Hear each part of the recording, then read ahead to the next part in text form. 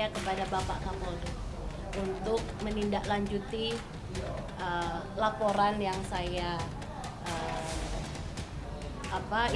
yang telah saya suratin ke Bapak Kapolri. Jadi kalau untuk menanyakan si artis tersebut yang tadi disebut sama kuasa hukum, saya sudah jelaskan bahwa saya tekankan lagi ya, bahwa ini bukan fitnah, ini adalah fakta bahwa saya ribut dengan saudara Enjang Hasan Kurnia sampai mantan suami sampai saya diceraikan secara tidak baik. Itu murni karena adanya pihak ketiga yaitu Melly Goeslaw. Jadi dialah satu-satunya penyebab saya sampai rumah tangga kami hancur pada saat itu. Yang membuat saya selama belasan tahun saya diam demi anak-anak. Dan saat ini anak-anak pun masih takut untuk bertemu saya. Dan seolah-olah anak-anak dikuasai, dikendalikan agar seolah membenci ibu kandungnya. Saya tekankan, saya tidak akan berpisah dengan ketiga putra-putri saya jika saya tidak dipenjara. Jadi saya tidak pernah terima. Dan ya peristiwanya lebih dari drakor deh gitu.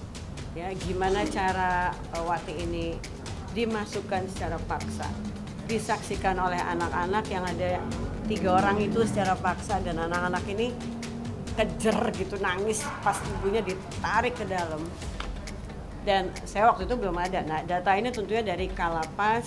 Mbak Wati ini klien di kantor dari tahun 2012 sampai 14, dan isunya bukan perselingkuhan, isunya adalah KDRT ketika itu.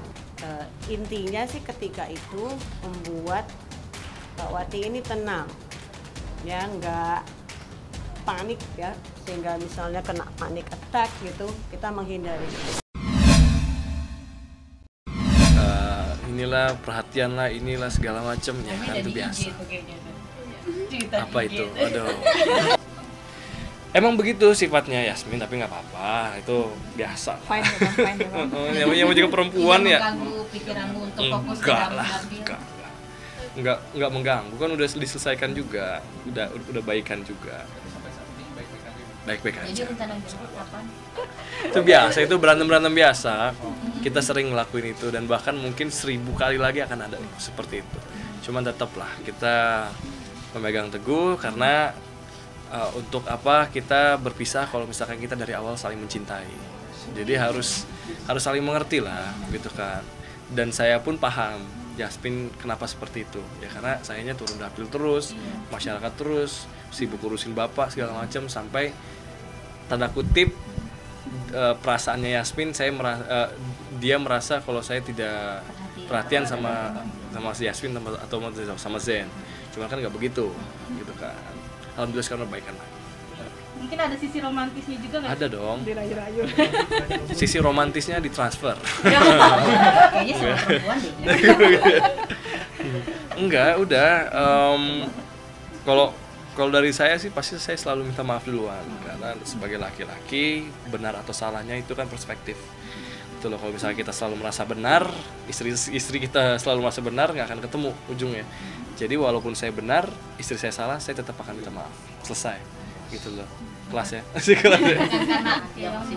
Kejauhan sama kok umurnya. Saya 23, dia 22. Beda setahun. Bukan karena umur. Enggak. Cuman kalau misalkan masih sama-sama muda, ya benar, emang masih sama-sama muda. Mungkin dari kita turun ke masyarakat ini yang membuat saya lebih dewasa sih. Karena sering ngobrol sama ibu-ibu. Ngobrol sama ibu-ibu. Karena kan kalau misalkan Yasmin nggak setuju kan emang dari awal.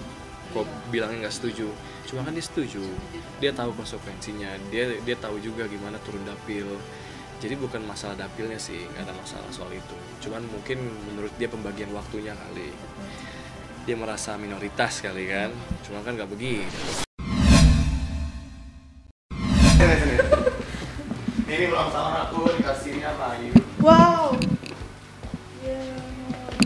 Dikasih ini sama Ayu, sampai sekarang aku nggak boleh pindahin, dicek terus sama dia. Masih ada nggak? Masih ada nggak? Aku suka banget pijet. Cuman kadang-kadang kalau manggil orang untuk mijetin, aku orang nggak tegaan.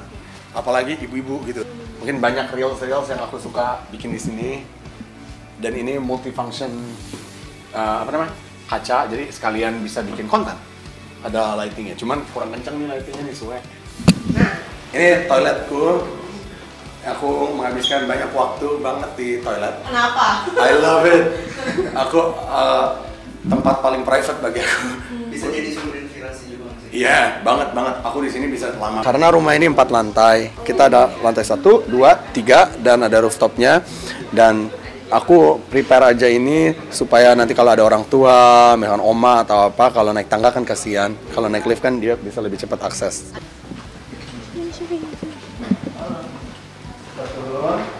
Nah, ini lukisan apa nih Kak Boy?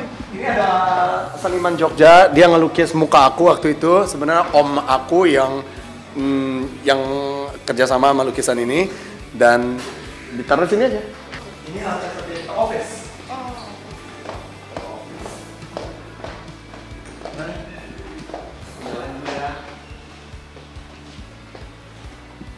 Ini office room kita. Jadi ini ada lantai yang aku sebut di bawah. I call it underground, sebenarnya nggak underground, cuman suasananya kayak kita di bawah tanah gitu, di bawah pohon-pohon. Ini ada pohonnya. Pohon apa nih Kak Boy? Ini pohon pule namanya. Tema rumah ini tuh hutan. Oh. Jadi banyak kayak pohon, kayu, jadi kita serasa di dalam hutan. Aku suka suasana rumah tuh kayak alam, supaya gimana ya, supaya di kota kan banyak gedung-gedung gitu ya. Aku pengennya kayak nature. Top kita, which jarang banget kita pakai, karena biasanya kita di bawah aja, di tempat nongkrong-nongkrong. Biasanya kalau tim aku pada ngerokok atau pada ngapain, mereka ke atas sini. Ini meja barbecue kita. Jadi kalau kita mau barbecue sama teman-teman atau apa, kita bakar sosis lah, bakar daging, terus kita sambil sini ada drink. Nyantai-nyantai ada gitu. Ada emergency exit. Ini emergency exit kita. Ini penting banget harus punya emergency exit kalau ada rumah yang ada liftnya. Karena kita nggak pernah tahu, amit-amit yang namanya elektrik ya. Ntar mati listrik, mati apa, kita harus punya akses untuk cabut. Atau yang namanya rumah fire, api. Kita kan nggak tahu kalau ada api di mana, kita butuh, nggak mungkin kita nungguin lift. Kita harus ada emergency exit. Karena ngebangun ini di waktu COVID jadi 4 tahun. Yang seharusnya 2 tahunan harusnya udah beres. Cuman karena kepotong COVID jadi manpower-nya yang kerja kan dilimit ya sama perumahannya. Jadi nggak bisa banyak orang kerja di sini. Jadi agak lebih lama dikit. Luas rumah ini 1.200 gedungnya ya. Terus itu rumah lama kita sebenarnya. Beli tanahnya, kita bangun di atas ini. Jadi 2 rumah kita jadiin 1. Pastilah kita kan apapun kita kerja keras ya, kita kan nggak duit jatuh dari langit. Jadi kita kerja terus, dan kalau ada hasilnya aku biasanya pakai uang untuk investasi. Aku puterin dananya, aku misalkan investasi beli tanah lah, atau mungkin beli emas. Dulu aku ada momen gimana aku main saham, atau apapun itulah. Apapun itu gimana cara uang diputar. Aku bukan tipikal orang kalau dapat uang, aku belanjain barang-barang branded gitu, baju-baju branded. Bahkan hampir nggak punya aku baju branded, karena nggak suka.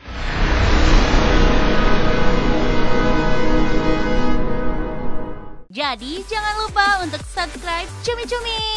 Ditekan ya tombol lonceng merahnya.